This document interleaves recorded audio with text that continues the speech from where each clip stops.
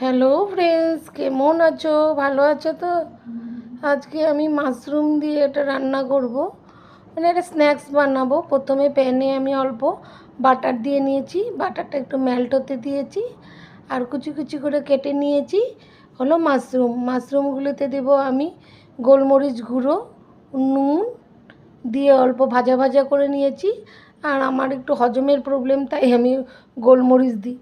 আর ফুল ফ্লেমে এটা ভাজাটা করে নেব। ভাজাটা কমপ্লিট হয়ে গেছে, এখন আমি বাটিটাতে ঢেলে নিয়েছি। এরপর আমি ব্রেডগুলো কেটে অল্প তাওয়াতে সেঁকে নিচ্ছি।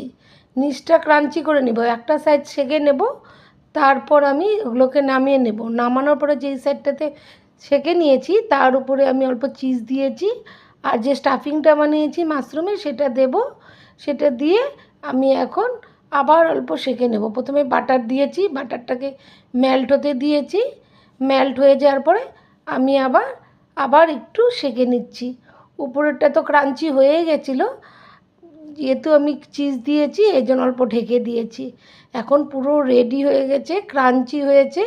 অবশ্যই বানিয়ে বন্ধুরা। টাটা।